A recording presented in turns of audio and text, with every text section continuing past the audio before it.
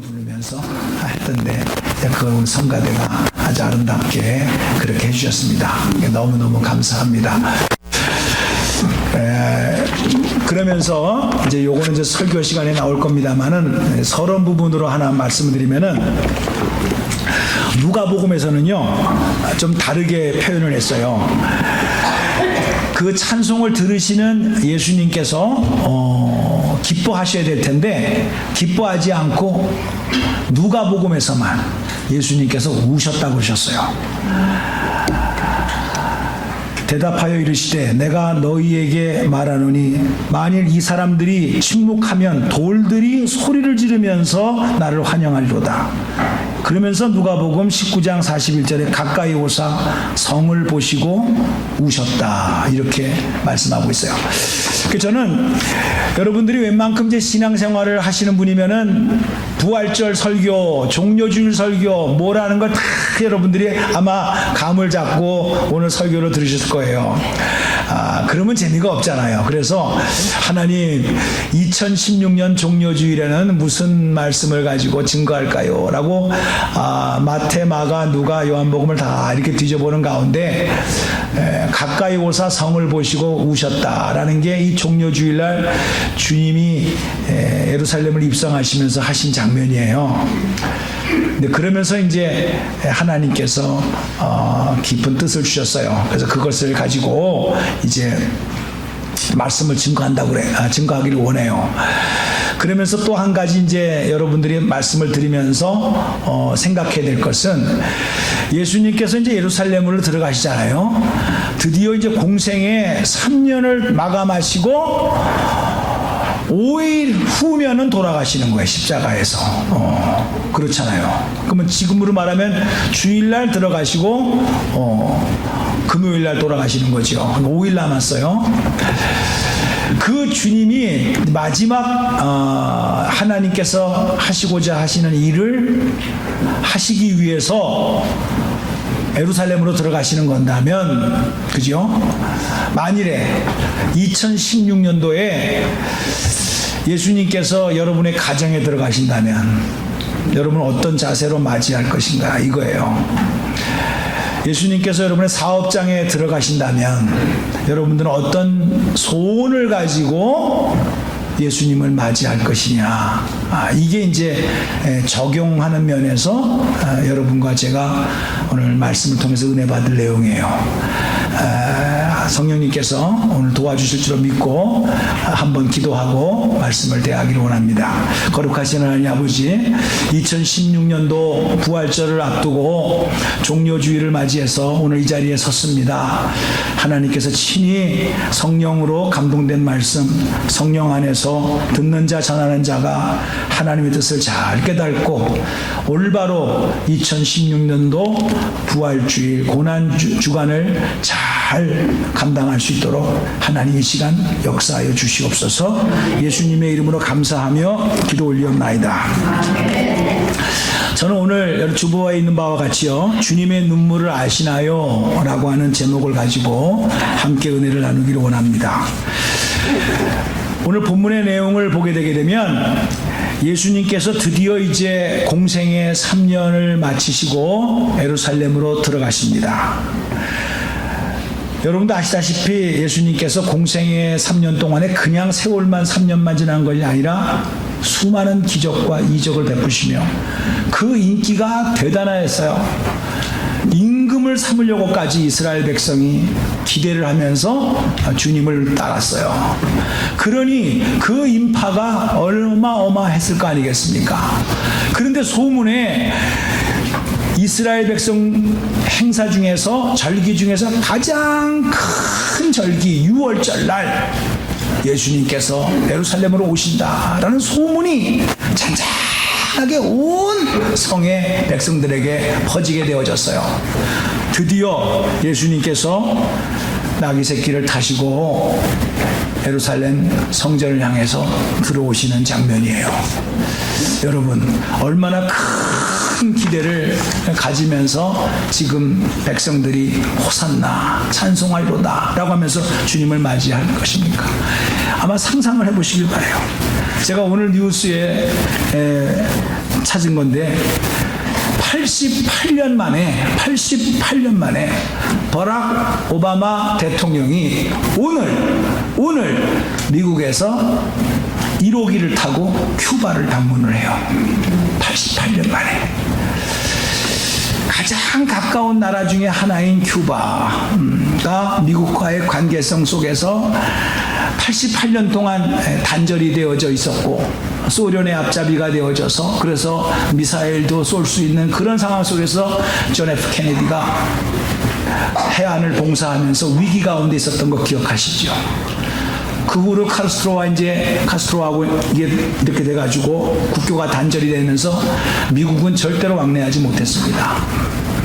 그런데 오늘 비행기를 타고 1호기를 타고 큐바를 방문한다고 그래요. 그래서 2박 3일 동안 오바마 대통령이 큐바에 가서 있게 되는데 큐바는 지금 난리입니다. 오바마를 환영하는 게 아니라 달러가 들어온다는 거예요. 달러가. 작년만 하더라도 수백억 달러가 미국에서 큐바로 건너가면서 지금 큐바는 들떠 있습니다. 과연 이번 오바마가 무슨 선물을 갖고 올 것인가 라고 하면서 기대에 찬 모습으로 아마 하바나 그 도시에서는 지금 축제가 벌려지고 있을 것이라고 생각이 됩니다. 그러면서 우리가 요즘 큐티를 하고 있는 마태복음에서는요 21장 4절과 5절에 나와 있는 내용에서 보게 되게 되면 이 예수님의 예루살렘으로 오시는 것이 그냥 오시는 것이 아니라 그 옛날부터 스가랴 선지자가 이미 예언을 한 거다. 나귀 새끼를 타고 그리고 예루살렘으로 오실 것이다.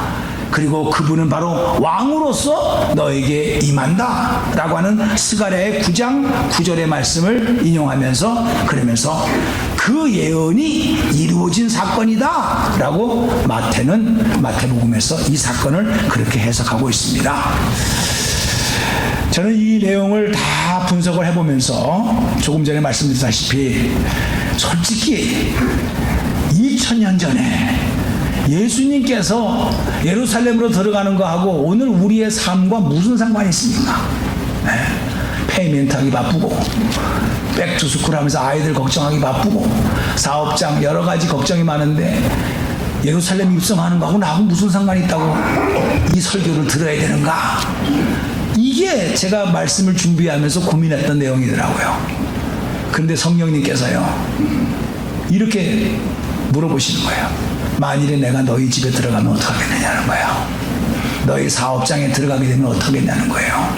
너의 인격 속에 진짜 예수님이 영으로 들어간다고 하면 너는 어떤 자세로 무엇을 바라면서 맞이하고 환영하겠냐는 거예요. 이거를 물어보시더라고요. 그래서 오늘 그 받은 은혜를 말씀을 증거하기를 원해요. 자, 내용은 다 아는 거니까 내용을 가지고 설명하는 것이 아니라 의미를 가지고 말씀을 드리도록 하겠습니다.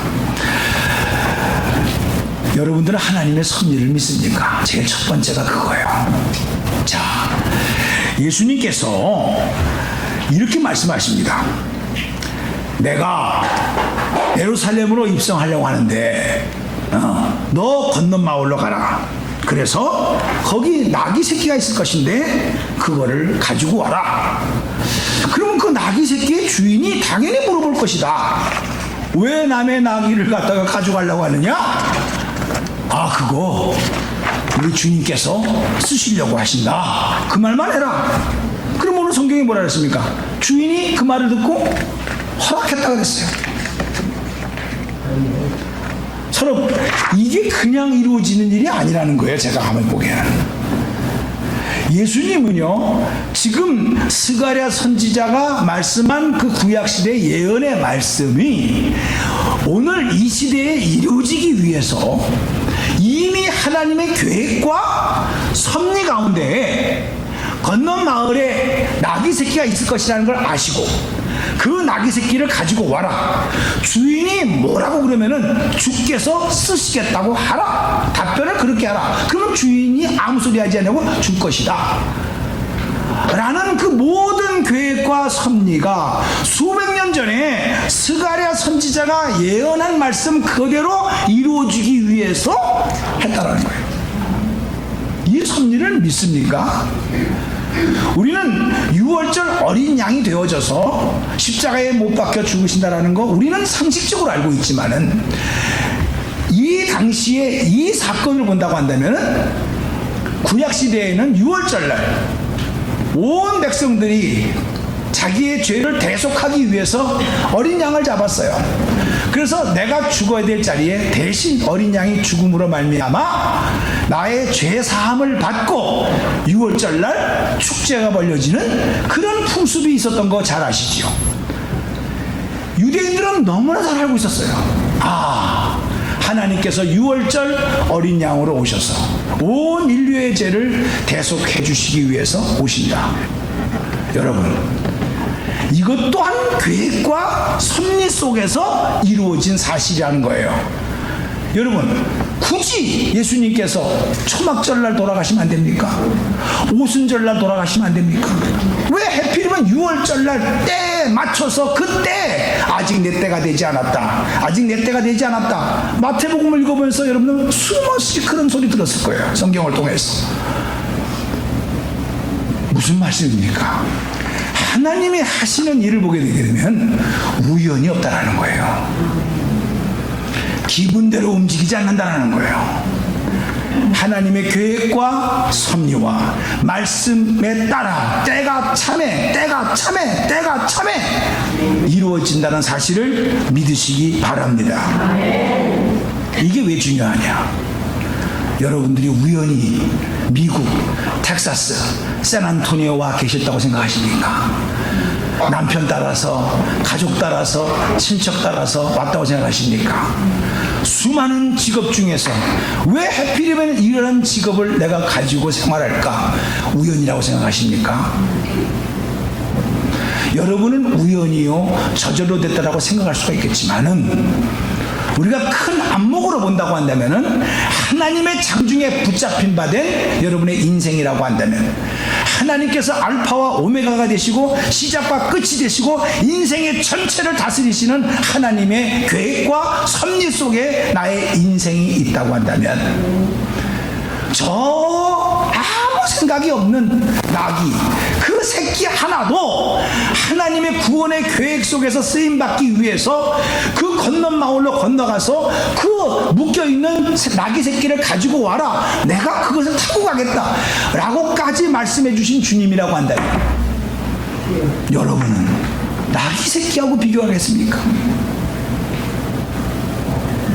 온 천하보다도 귀한 한 영혼을 향한 하나님의 구원의 계획과 섭리 속에서 하나님이 계획하시고 준비하셔서 때가 참에 미국 텍사스 샌안토니오까지 오게 되고 이러한 잡을 가지고 이러한 가정을 가지고 내가 오늘 이 자리에 있는 목적이 주께서 쓰시겠다고 하라 라고 하신 말씀처럼 하나님께서 나를 쓰시기 위하여 이 자리까지 하나님의 섭리와 계획 속에서 나를 부른 것이 아니냐, 이런 생각을 왜 안 해보시겠냐 이 말이에요. 할 수 있다 이 말이에요. 나귀 새끼까지도 주께서 쓰시겠다 하라 했으니까. 오늘 우리가 그냥 믿는 것이 아니라 그냥 돈만 벌고 세상이 말하는 인생의 성공이 뭐냐, 인생의 실패가 뭐냐 라고 하면서 하나님의 뜻하고는 전혀 상관이 없이 그저 세상에서 기준, 세상에서 판단하는 성공과 실패 이 두 가지 길에서 잘나기를 원하고 성공하기를 원하는 방법으로 그저 내 생각대로 산다고 한다면 우리는 그 사람을 하나님이 쓰시는 사람이라고 말할 수 없다 이 말이에요. 세상에 언제 짐 한번 실어보지 않은 나귀 새끼가 언제 이렇게 성경에 예수님을 태우고 들어갈 수 있는 찬스가 있겠습니까? 상상을 해보세요. 내가 예수님을 태웠다라는 거예요. 나귀 새끼가 생각을 할 수가 없어서 그렇지, 내가 예수님을 태우고 수많은 사람들의 환영 속에서 예루살렘으로 들어갔다. 감히 나귀가 어떻게 그런 일에 쓰임받을 수가 있겠냐는 거예요. 보잘것없는 나귀 새끼도 그렇게 예수님께서 불러서 사용할 적에 이렇게 존귀함을 받는 위치에서 있은데, 여러분들이야 어떻게 저절로 내 생각대로 내 뜻대로 그냥 흘러가는 운명대로 살았다. 그러면서 이때 최유진의 노래가 생각이 나더라 이거야. 인생은 나그네기. 어디서 왔다 어디로 가는가. 그러면서 그저 흘러가는 대로 사는 거야. 물 흐르듯이 사는 거야. 이러면서 세상의 기준을 가지고 살아갈 때 그 인생에 무슨 의미가 실제로 있겠냐는 거예요. 내가 비록 이렇지만은 하나님의 계획 속에, 하나님의 섭리 속에 쓰임받고 쓰임받기 위하여 오늘 내가 이 자리에 있는 목적이, 의미가 여기 있지 않느냐 라고 생각을 해볼 수 있지 않냐 이 말이에요. 주께서 쓰시겠다 하라. 이 놀라운 계획, 이 놀라운 섭리, 이것이 나귀 새끼를 향한 계획이 아니라 바로 당신을 향한 계획이다 라는 사실을 이번 종료주일 첫 번째 대지 속에서 발견할 수 있는 저와 여러분이 되기를 주님의 이름으로 축복합니다. 두 번째로 제가 이 말씀을 묵상해 볼 수 있는 것은 이 백성들의 환호 소리예요. 호산나 호산나 찬송하리로다. 구하옵나니 바라옵나니 주여 우리를 구원하시옵소서. Save us, save us now. 당장 지금 나를 구원하소서 라고 하는 이스라엘 백성들의 그 환영의 소리를 한번 상상해 보시길 바랍니다. 물론 그 찬송 소리가 틀렸다 이렇게 말할 수는 없는 거예요. 왜? 우리는 다 양 같아서 그릇 행하여 각기 제 길로 갔거늘. 여러분들 다 이렇게 점잖게 앉아있지만은 다 자기 생각이 다 있어요. 자기 계획이 다 있어요. 이스라엘 백성이라고 없었겠어요? 자, 예수가 드디어 나귀 새끼를 타고 입성을 하시면서 사람들이 환영을 하는데 별의별 사람들이 많았을 거예요. 에? 누가 오길래 저렇게 난리야? 웬 또 나귀 새끼는 또 뭐야? 그냥 백마를 타고 오지 왜 저런 걸 타고 오나? 근데도 왜 호산나 부르면서 난리야? 누구야? 별의별 사람들이 많았을 거예요. 네. 그러면서 그들 마음속에는 현실적으로 로마의 식민지로 있었으니까 오병이어를 기적을 베풀어 주신 주님, 우리 먹을 걸 해결해 줄 수 있을 거야. 그리고 바다와 바람을 잠잠케 하는 저 능력이라고 한다면은 로마 병정들도 한 번에 물리칠 수가 있을 거야. 우리를 구원하소서, 우리를 구원하소서. 로마의 식민지에서 우리를 해방시키소서. 영적인 메시아를 진짜 하나님이 원하시는 메시아로 호산나, 그게 아니라 Save us, 나를 구원하소서. 그 뜻 안에는 영적인 의미가 하나도 없어요. 정치적인 의미가 있는 거예요. 여러분, 이게 남의 소리가 아니더라고. 우리가 주여 나를 도와주세요 라고 할 때 진짜 영적으로 신령한 하늘에 속한 은혜를 사모하면서 그렇게 기도하는 것이 아니라 현실적으로 부딪힌 것들, 우리는 그것을 간구할 때가 많아요. 그걸 어느 누구가 틀렸다, 잘못됐다 말할 사람은 없다 이거예요. 하나님은 그것까지도 해결하실 수 있는 능력의 하나님이심을 믿으시기 바랍니다. 그러나 오늘 이 순간 최초의 십자가의 사건을 앞두고, 최초입니다, 최초. 이 십자가의 사건을 앞두고 그들이 우리를 구원하소서라고 할 때 그 십자가 사건 앞에 그들이 부르짖는 간구와 소원은 나의 죄의 문제를 해결하소서가 아니었다 이거야. 영혼의 메시아, 영원한 생명을 주시는 하나님의 은혜, 이것에 관심 있는 것이 아니에요. 오늘 당장 현실적인 이 문제를 해결하시는 주여 오셔서서 우리를 구원하소서, 이거였다고. 사랑스러운들, 물론 우리 예수님은 그 문제를 해결하실 수 있는 분이십니다. 그러나 그것만이 아닙니다. 우리는 예수님을 왕 중 왕이라고 말합니다. 영어로 King of Kings, 수많은 왕들 중에 가장 으뜸되는 왕, 그렇게도 부릅니다. 그 말은 정치적인 문제, 경제적인 문제, 내 삶의 질병의 문제만을 해결하시는 분이 아니라 실제로 내 인간 존재에 대한 것, 내가 오늘 왜 좌절하는가, 나의 이 절망적인 현실 속에서 내 마음의 갈등은 어디서 오는가 라고 하는 보다 근본적인 문제를 주님은 해결하시고 길을 열어주실 줄로 믿습니다.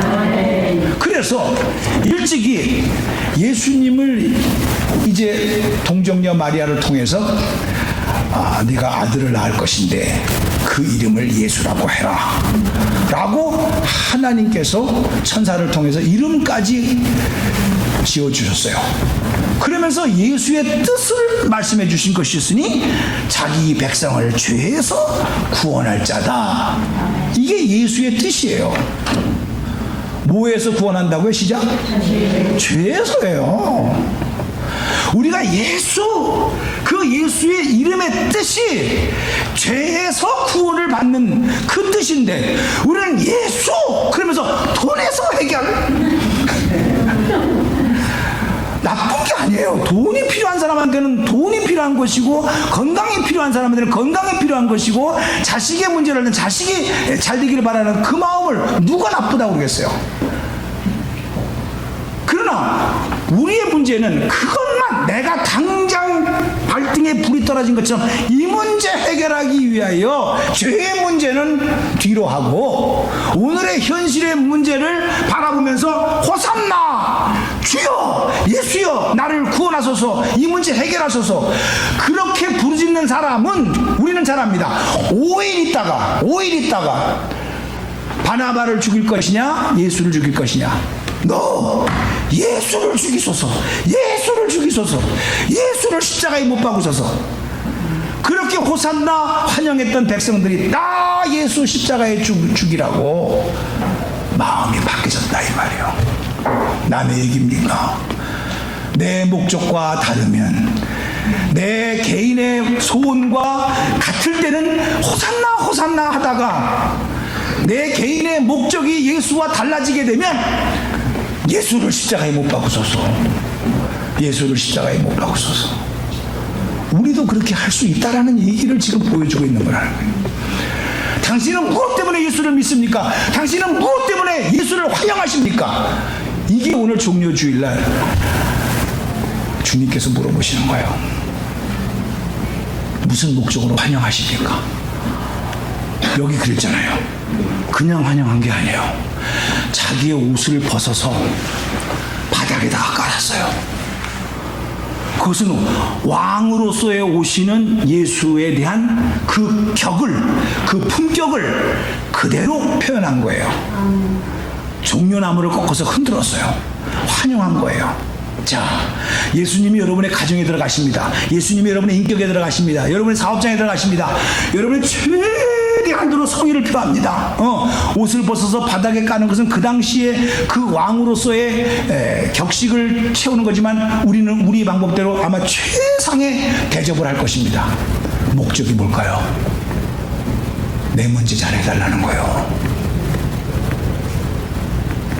그게 진짜 주님 앞에 잘하는 겁니까? 그래서 세 번째가 주님이 우시는 거예요. 앞뒤가 안 맞아요. 아니 세상에 초상집에 가서는 울어야 되고 결혼식장에 가서는 웃어야 되고 축하해줘야 된다는데 지금 절정입니다. 절정. 호산나 찬송하리로다. 오늘 성가대가 찬송한 것처럼 그 위대하신 그 주님이 드디어 예루살렘으로 들어오시니까 모든 문제가, 우리의 국가적인 문제가, 정치적인 문제가, 나의 삶의 문제가 깨끗하게 해결될 것이다라고 생각을 하고 기대를 하고 온 백성들이 찬송하고 종려가지를 흔들면서 환영하는 그 상황에 예수님은 우셨다니까. 이해가 되십니까? 누가복음 19장 41절에 다시 한번 읽어보면 가까이 오사 성을 보시고 우셨다 그랬어요. 가까이 오사 성을 보시고 우셨다. So the city he wept over it. 이렇게 됐어요. 여러분은 예수님의 눈물을 이해를 하십니까? 제가 오늘 포인트를 잡은 게 그거예요. 기뻐하는 혼인잔치와 같은 그런 잔치에 청승맞게 울고 앉아있는 것, 그것도 주인공이 이해가 되십니까? 이 눈물의 의미가 도대체 무엇이냐는 말입니까? 주님은 우셨는데. 그러면서 이어지는 42절의 내용이 누가복음 19장 42절에 가라사대 너도 오늘날 평화에 관한 일을 알았다면 좋을 뻔하였거니와 지금 내 눈에는 숨기었다 그랬어요. 평강의 왕으로 오신 우리 주님, 화평케 하기 위해서 오신 우리 주님, 진짜 우리가 평화를 누려야 될 것이 어딘지, 죄의 어둠에 흑암의 권세에서 묶여있는 영혼들을 향한 하나님의 마음이 있는데 너는 눈에 보이는 로마 제국에 묶여있는 이거 하나 가지고 육신적으로 괴롭다, 경제적으로 괴롭다, 이 문제를 해결해 주소서 라고 해서 숨겨졌다 이 말이에요. 진짜 당신이 진짜 화목해야 될 분은 누구십니까? 진짜 내 영혼에서 해결되어져야 될 상황이 무엇이냐 이 말이에요. 그걸 진짜 알았다면 좋을 뻔했는데 그거를 모르고 엉뚱한 거를 지금 주여 호산나 우리를 구원하소서 열광적으로 환영하는 예루살렘의 백성들, 거기에다가 우리 주님이 마음을 뺏길 리가 없다 이 말이야. 오히려 우셨어요. 만일에 여러분이 주님을 맞이하기 위해서 진수성찬을 차려놓고 사업장에 들어오신다 라고 할 때 그냥 온 직원들을 일 스탑! 다 두 줄로 서 주님이 들어오신다! 차렷! 경례! 숙이고서는 정중하게 예수님을 맞이한다 할지라도 목적이 저분만 오시게 되면 우리 사업장은 대박. 목적이 그분이 우리 집안에 오시게 되면 그냥 우리 집안 만사형통, 자녀 잘돼, 이것이 목적이었다고 한다면 주님은 그 아름다운 환영잔치, 그 맛있는 음식 앞에서 우셨을 거라는 거예요. 이게 아닌데 우리 주님이 만일에 우리 교회에 오신다면 우셨을까? 웃으셨을까? 제가 말씀을 묵상하면서 이 마음이 계속 눌렸어요. 근데 주님이 이 눈물을 흘리신 것이 여기서만 끝난 것이 아니라 훗날 히브리서 기자는 히브리서 5장 7절에 겟세마네 동산에서 심한 통곡과 눈물과 간구로 소원을 올렸다. 그가 육체에 계실 때 시작, 그가 육체에 계실 때 자기를 죽음에서 능히 구원하실 이에게 심한 통곡과 눈물로 간구와 소원을 올렸고 그의 경건하심으로 말미암아 들으심을 얻었느니라. 훗날 히브리서 기자는 겟세마네 동산에서 예수님께서 눈물로써 통곡하면서 기도했던 내용을 저렇게 기록하고 있어요. 주님의 눈물은 바로 당신을 향한, 우리를 향한 영혼에 대한 진짜 우리가 화평케 돼야 되고 평강 가운데 지내야 될 것이 무엇이냐? 수많은 근심 걱정이 여전히 물질적으로, 경제적으로, 또 인격적으로, 또 우리의 마음속에 여러 가지 상황으로, 자녀로 눌려 있지만은 네가 진짜 울어야 될 것이 어떤 것이냐? 라고 하는 것을 주님이 우리에게 묻고 계시는 거예요. 그러면서 주님은 누가복음 23장 28절에 이렇게 말씀을 하세요. 예루살렘 딸들아, 나를 위하여 울지 말고 너희와 너의 자녀를 위해서 울라 그랬어요. 저게 뭉클하더라고요. 내가 진짜 울어야 될 것은요, 내 자신이에요. 내가 어쩌다가 이렇게 됐는가. 자녀라고 하는 것은 여러분이 난 자녀만이 아니에요. 우리가 한 영혼을 향해서 진짜 가슴 아픈 마음을 가지고 울면서 이거 행운하게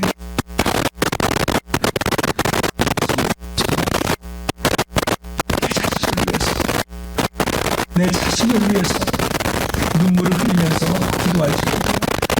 내 힘으로 되는 게 아니에요. 오히려 깜빡해져요, 우리는요. 그냥 막 이걸 이겨보려고 이를 악물고 그냥 내가 왜 울어? 응. 그러면서 그냥 더 독한 마음을 가지고 이겨보려고 애를 쓰지. 우리가 진짜 내 자신을 위해서, 자녀를 위해서, 우리 이웃을 위해서 눈물을 흘리는 게 그게 쉬운 일이 아니더라고. 하나님께서 도와주시대. 그러니까 오히려 주님께서는 나를 위하여, 예수님을 위하여는 울지 말라는 거야. 너와 너 자신 위해서 울어라.